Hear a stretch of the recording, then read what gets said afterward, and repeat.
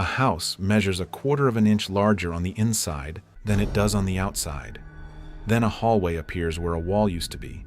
Then the hallway opens into a staircase, and the staircase descends farther than the earth beneath the house should allow. Mark Z. Danielewski's House of Leaves spends 700 pages inside that impossibility, and for a 1/4 century readers have been asking the same question: what is down there? The book answers the question. It hides the answer in an appendix most readers skip, a set of letters written from a psychiatric institution. By the end of this video, you'll understand why the house never has to show you a monster. The letters already did. At the center of the novel sits a film, The Navidson Record, a documentary shot by Will Navidson, a Pulitzer-winning photojournalist who moves his family to a farmhouse in rural Virginia and wires it with cameras hoping to record something ordinary, a family settling in. The house cooperates for a while. Then the family returns from a trip and finds a door that was never there, a closet connecting the master bedroom to the children's room. Navidson checks the blueprints. He measures. The interior of his house is 1/4 of an inch larger than the exterior. He measures again. He brings in his brother Tom, a carpenter, and better instruments make it worse. The discrepancy grows to 5/16 of an inch, then resolves, then returns. The numbers refuse to hold still. Then a living room wall opens into a hallway that cannot exist, pitch dark, freezing, extending into space the yard should occupy. Navidson films the outside of the house to prove the hallway has no exterior. Inside, it keeps going. Corridors, chambers, a spiral staircase descending farther than the planet should permit. And somewhere below, a growl. Watch what the space does, though, because it behaves. An experienced explorer named Holloway leads a team down the staircase. The descent takes almost 4 days, and the dark takes him apart. Navidson later covers the same distance in 5 minutes. The book states both figures on the same page. In the Labyrinth chapter, Zampano reaches for a real scholar to explain this. Medievalist Penelope Reed Dube, who argued that a labyrinth has no stable form. What you see depends on where you stand. Read the exploration side by side and the novel pushes that claim one step further. This labyrinth scales itself to the person inside it. The walls react like a pupil adjusting to light, and what they adjust to is whoever stands in the dark. That pattern unlocks the entire novel. The house has no fixed size, no fixed depth, and, across 700 pages, no visible monster. It has a response pattern.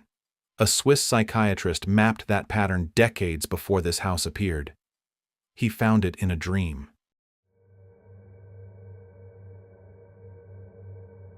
In his memoir, Carl Jung tells of a dream he had in 1909 during the weeks he spent crossing the Atlantic with Sigmund Freud. He dreamed of a house, his house, though he had never seen it before. The upper floor was a salon furnished in fine Rococo style, old paintings on the walls. He descended a staircase and found a ground floor that was older, darker, medieval. Below that, a cellar with Roman masonry. And beneath the cellar, a cave cut into bedrock, littered with bones, broken pottery, and 2 ancient human skulls. Jung's reading of the dream made history. The house, he decided, was an image of the psyche itself, the furnished upper floor as conscious life, and each level beneath it a deeper, older stratum of the mind, down through the personal unconscious into layers that belong to no individual at all. That dream became one of the seeds of his theory of the collective unconscious, and, in Jung's telling, one of the first cracks in his friendship with Freud, who kept pressing the skulls for a hidden death wish. For Jung, the architecture itself was the message. The mind is a building, and its basement predates you. Danielewski takes that architecture and breaks it on purpose. Jung's dream house is stable. The deeper floors are always there, always the same, waiting to be found. The house on Ash Tree Lane holds no strata at all. Its walls are featureless, its rooms contain nothing, and its depth refuses measurement.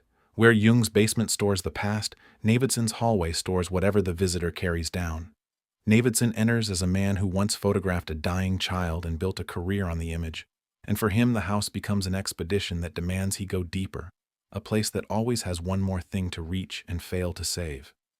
Holloway enters as a professional hunter, a man who needs the dark to contain an animal, and the house gives him a growl to chase until the only predator on the tape is Holloway. Karen refuses to enter at all. She has spent her life managing claustrophobia, and the house presents itself to her as the one thing she cannot manage, until the moment she finally walks into the dark for Navidson, and the house comes apart around them. Jung's dream gave the 20th century its most famous floor plan of the mind. Danielewski's novel runs the blueprint in reverse. A mind's floor plan, rendered as a place. And here the novel plays its cruelest structural trick. The house only operates on people who walk into it. Neither of the men writing about it ever does.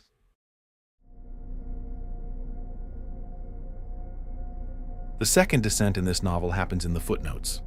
Johnny Truant is a tattoo shop apprentice in Los Angeles. When an old blind man named Zampano dies, Johnny gets into the dead man's apartment and comes out with his papers, a sprawling academic study of the Navidson Record, the documentary about the house. Johnny starts assembling the manuscript. His job on paper is editorial. Order the fragments, track the citations, add clarifying notes, then read his notes and watch what the book documents. In his introduction, Johnny reports the first hole. The film Zampano spent years analyzing appears in no archive, no filmography, no record. His footnotes take it from there. They record his sleep failing, then hours and days he cannot account for. He describes a presence he can feel behind him in perfectly empty rooms and the measures he takes against it. He stops showing up to work. He stops opening the door. The footnotes stretch from marginal comments into confessions that run for pages. And inside them, he admits to altering and deleting parts of the manuscript he is supposed to be preserving. Then his journal stages the book's starkest demonstration. Across a month of dated entries, Johnny documents a recovery, a doctor, medication, 9 hours of sleep a night. He even forgets his mother. The next entry tears it up. None of it happened. There is no doctor. He wrote the whole month in 2 hours. He can no longer tell, he writes, what he invented from what made him. The editor annotating a document about an unreliable space has become an unreliable document himself. Then the book's outermost layer joins in. On page 368, in a footnote signed by the novel's nameless editors, the book quietly detonates its own reality. Navidson's famous photograph, they note, is clearly based on a real one. The image that won Kevin Carter the Pulitzer. The photograph of a vulture stalking a starving child, taken by a man who killed himself the year he won it. The one voice positioned above the fiction steps in to confirm the fiction, and the floor under the entire Navidson story gives way, one level down. And beneath Johnny sits the man who started it. Zampano wrote page after page of visual analysis, framing, lighting, editing. And Zampano was blind.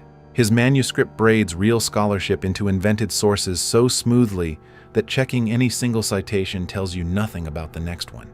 It even contradicts itself on physical facts. The same page that clocks Holloway's descent at 4 days clocks Navidson's at 5 minutes, a figure Navidson had no way of knowing. Somewhere between the blind author and the disintegrating editor, the numbers stopped answering to anyone. The page itself keeps the file. As the explorations push deeper, the text thins, a handful of words drifting in white space, sentences running sideways and backward, a single word falling down an empty page. When Johnny spirals, the footnotes swallow the chapters whole. The typography tracks the interior states of the men producing the document. The layout is the closest thing the novel has to a medical chart. So the pattern from the house repeats one level up, a space that shapes itself to whoever enters, a manuscript that destabilizes whoever edits it. By now, the novel has shown you the mechanism twice, and it has quietly filed the document that precedes both of them. It sits at the back of the book, in an appendix, written in a hand the novel has not yet asked you to read closely. The handwriting belongs to Johnny's mother. Appendix 2, Section E. Years of letters from Pelafina H. Lievre to her son, written from the 3-attic Whalestoe Institute, where she was committed when Johnny was a child. After, the family record holds, she tried to strangle him. The early letters are lucid, warm, and fiercely literary, a mother performing brilliance for an audience of one. Then the file starts to move.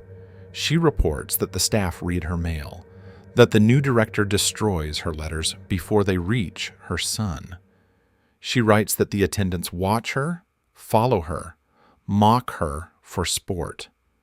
In a letter from the spring of 1986, the pronouns themselves begin to slide. Mid-page, she starts reporting on Johnny's mother, a woman who sleeps in her room, waits, presses herself into the corners when she cannot hold herself together, as though the writer were someone else, and then returns to I, as though nothing had moved. A later letter informs Johnny that the son who visited her was an imposter, a professional actress, surgically altered, rehearsed for months. Then, on April 27, 1987, she smuggles out a letter through a night nurse with an instruction. In the next letter, take the first letter of every word. The letter that follows, dated May 8th, reads as ornate nonsense, page after page of baroque, overwrought praise.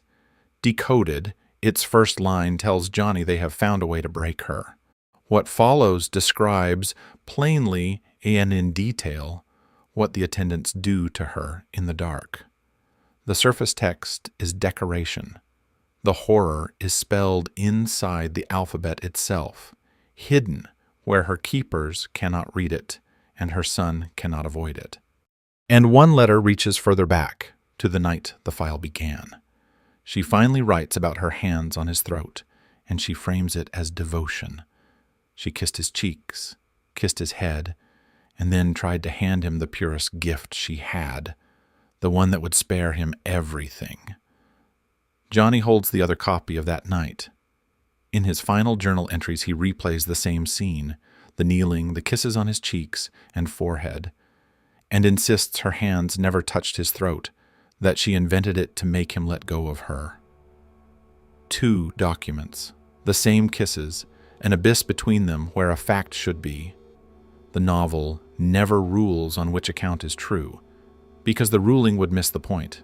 This is what Johnny inherited, a childhood in which the founding event of his life has no stable version. Now set his file beside hers. She is watched by attendants. He feels something standing behind him in empty rooms. Her visitors are replaced by imposters. His own journal fabricates a month of recovery. She hides truth inside letters. He buries himself in footnotes. She taught him the method herself. Her early letters established a code, a check mark at the bottom of his replies to confirm her hidden messages had arrived. A child trained to read every document for what it conceals grows into a man who cannot stop reading a dead man's manuscript, even as it takes him apart. We'd argue this is the novel's actual floor plan.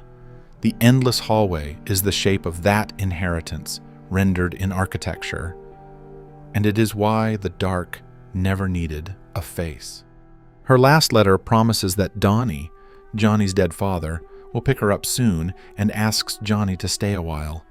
Do that for me. The Institute's next envelope is dated May 5th, 1989, and reports that she died in her room the day before. The hallway kept its monster off stage for 700 pages. The letters sign theirs. Every classical labyrinth exists to hold a face, and in the version Zampano retells, the face belongs to family. The Minotaur is King Minos' deformed son, hidden inside architecture because his father could not bear to look at him. Zampano strikes each of those passages out of his manuscript.